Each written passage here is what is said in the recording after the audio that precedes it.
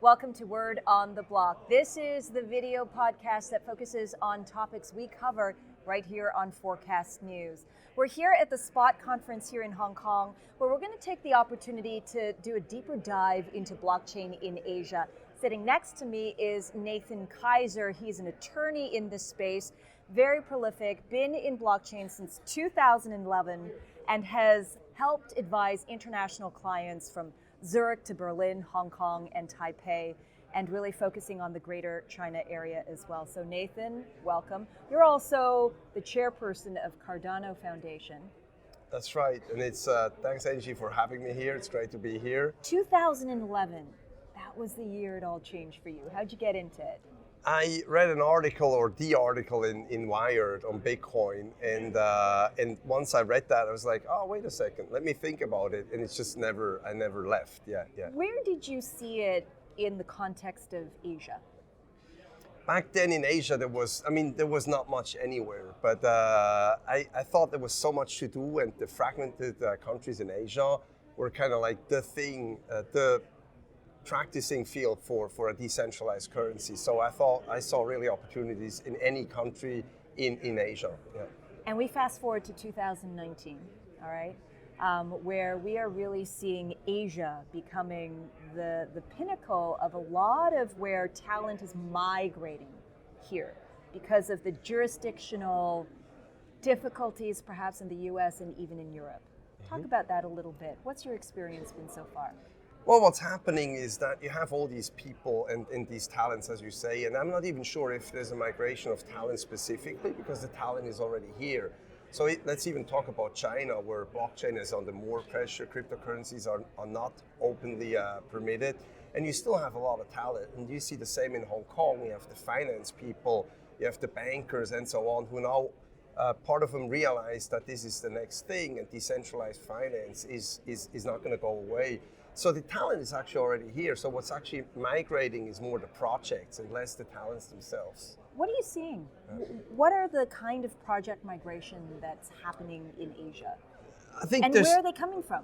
Right, I think there's two things. One is existing projects who say, oh wait, we've been around for a while, a couple of years in Bitcoin, that's like 20 years, but it's only been 2. Yeah. And they say like, oh wait, we can do more in Asia, and there's a flight from jurisdictions that are not so welcoming, so that's one thing. Like where? What are those jurisdictions? Well, obviously the US. No? So the US, you see that there's a lot of pressure in the US for, and that's not, I'm not giving a value judgment saying that's bad. It is what it is. The right way of regulating cryptocurrencies and blockchain projects is not an easy thing. So, but the single project will make a decision and say, oh wait, this is getting too tight, or this is not, this does not allow us to grow. So they go somewhere else, or they expand somewhere else. Because what I'm saying is not they're actually leaving the US, but they're expanding somewhere else. Yeah. Is that necessarily the smartest thing to do, to either leave or expand elsewhere? Because if you take a look at what's trend lining here in the industry, it is, if you can't meet the highest standards of regulation, then maybe you shouldn't be in the business. I think it's a complex and complicated discussion. So there's no easy answer to that. But one thing is water flows down, though. So I'm not saying a race to the bottom. There is both a race to the bottom and a race to the top when it comes to regulatory compliance, but it needs to be the right pick. So it's a much more complex decision. What do I want? What is the space I'm in? And then some companies will go down and some companies go up. But if you want to expand and the regulation is too dense, then you will say we do this somewhere else and this we keep here. And you start splitting up the project. So that's actually what's happening, is that the decentralization that we see on a technological basis is also happening for companies. And that's maybe sort of a best practice, that you say we do this there, we do this there, different licenses in different jurisdictions and different teams in different jurisdictions for different markets. That's a very interesting nuance to how this industry is evolving. How is Asia taking advantage of that, potentially? I mean, the truth is, when you say Asia, you always have to say of the course. truth, which is in many countries, it's between China, not liberal, and then Singapore, very liberal. So in Asia, you do have I call it groove. It's a bit of a crypto groove in Asia that we're lacking in some other places. And we see that happening here in Hong Kong. The people behind us show that very well, no? So there's a groove, there's a willingness to do, there's these very highly motivated people. And so that's what happens in Asia. You say, I got some friends in Singapore, let's activate them. I got some friends in China, they are really the cracks when it comes to coding. I got some friends in Japan, and so on. And so you take the different talents from different places and you put them all together. Yeah.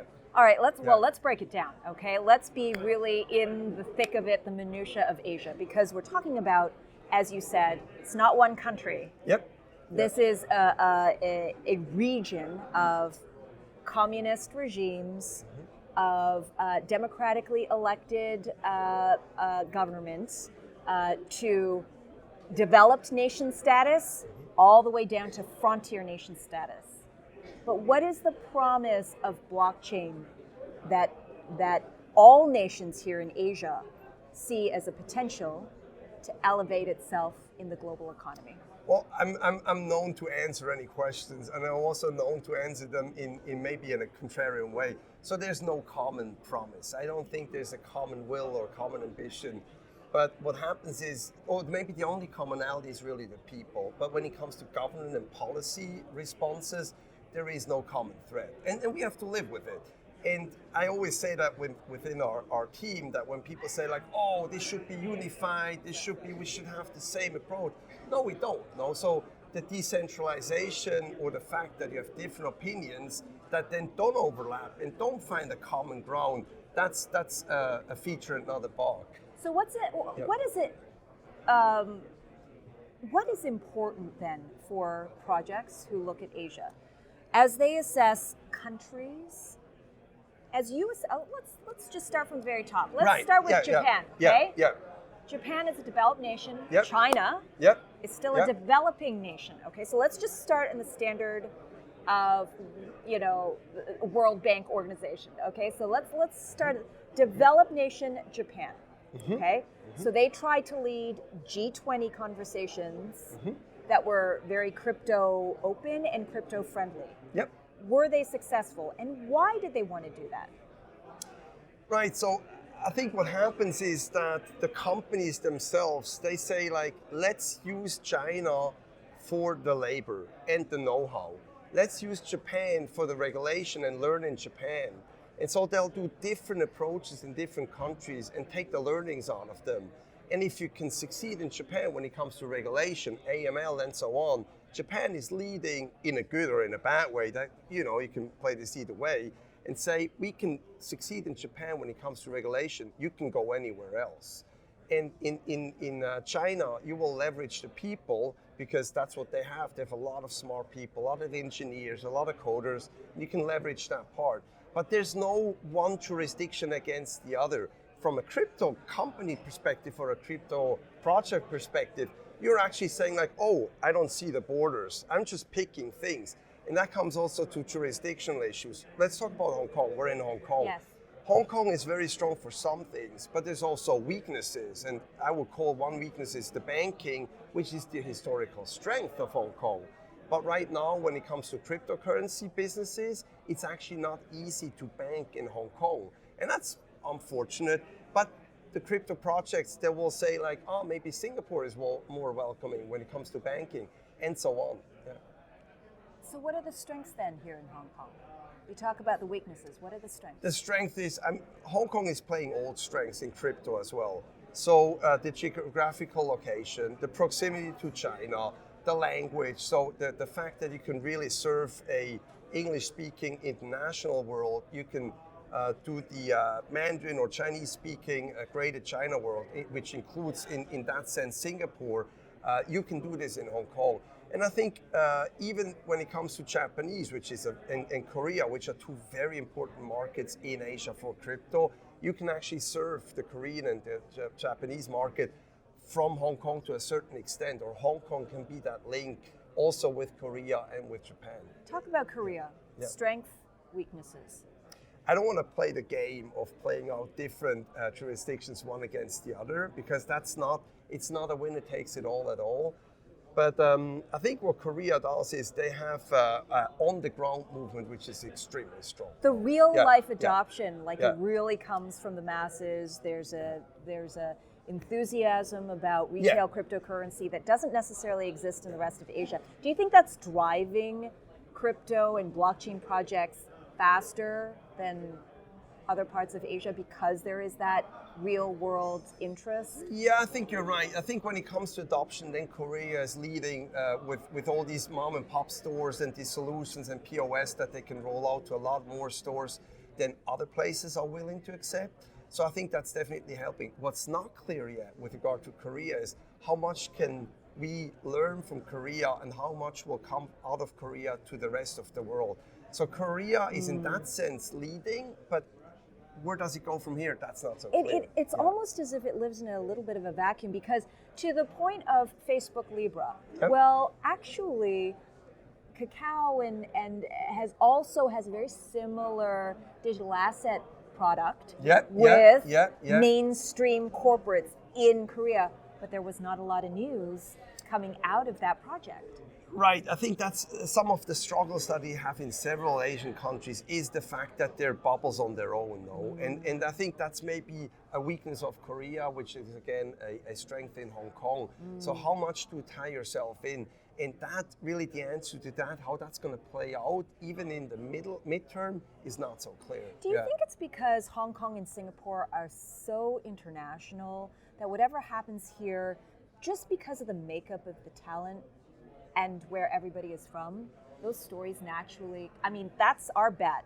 That is our bet at Forecast.News. This is what we're experiencing ourselves. Right, I think, and we need to keep the eye on the ball both in Singapore and in Hong Kong and keep that strength and keep playing it. Because if we lose this in Hong Kong, then what's left? So I think you're right, that is a strength both in Singapore and Hong Kong.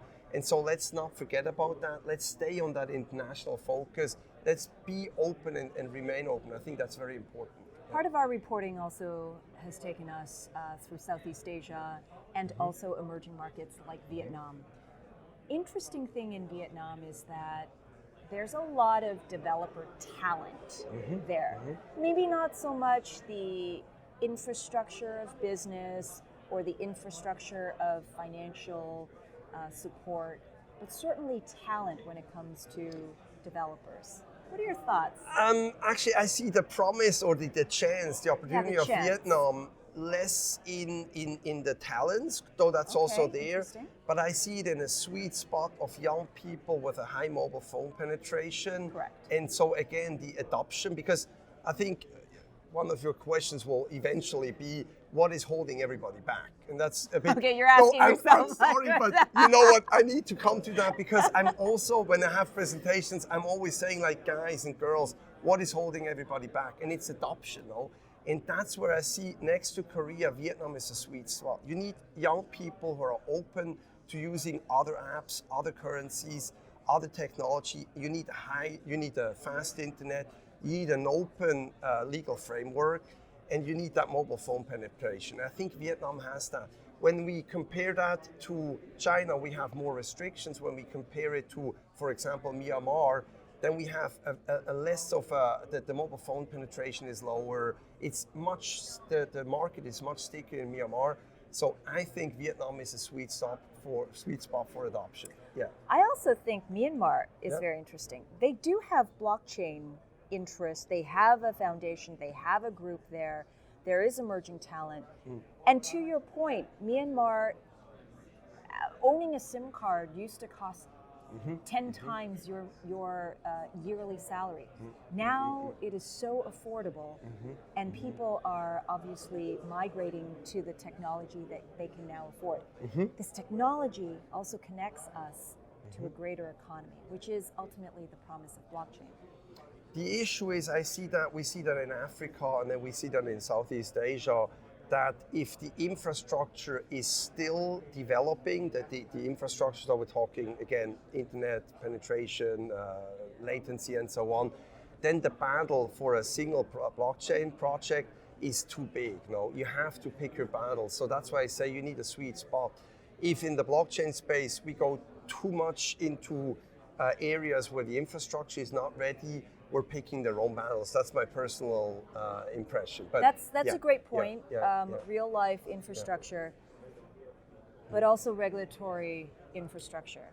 Where do you think it exists most here in Asia?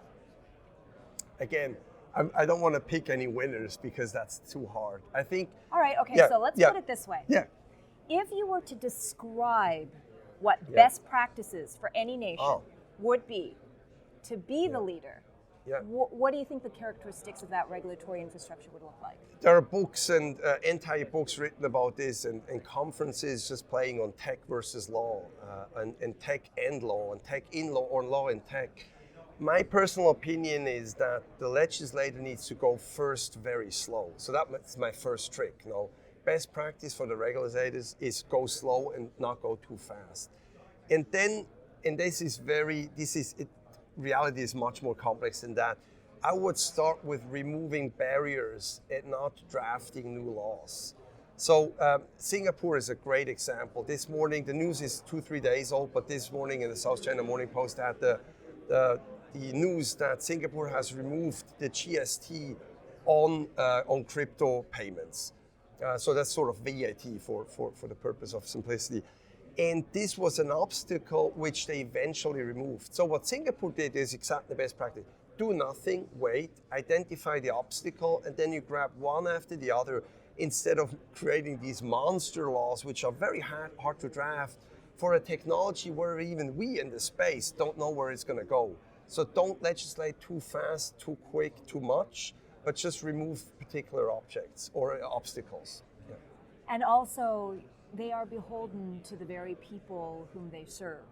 And so for a long time, especially in 2017, the ICO speculation really kind of devolved this conversation and reduced it to scams and threats, right? Yep. Do you think that regulators need to also be conscious of protecting the individual? You're raising a lot of... What does this look like? Okay. I think you have to unpack a lot of stuff there. So first of all, we're all happy that 2017 and 18 is past and we've moved on. I think when it comes to scams and protection of individual interests and investors and so on, we do have existing frameworks. And this is almost a cultural misunderstanding between the crypto industry and maybe the, let's call it the establishment, because we do already have laws in place that are, where actually the idea of protecting investors' interests is hundreds of years old, going back to the tulips. And so I don't think the regulators now need to throw themselves at protecting the interests simply because they do that already. So I don't think there's a need for action because the regulators and the governments and administrations, including the courts, they're already doing this. So there's no need to act because they're already acting. But there's also, from the crypto industry, there's no need to fight the regulators or think they have to bypass existing laws because they're there for a reason. But this is a deeper conversation, so yeah. Potentially the next time. Nathan, Yeah. very illuminating. Thank you for joining us right here in Hong Kong. That was Nathan Kaiser, and thank you for joining us right here on this episode of Word on the Block. I'm Angie Lau, Editor-in-Chief of Forecast.News. Until the next time, see you then.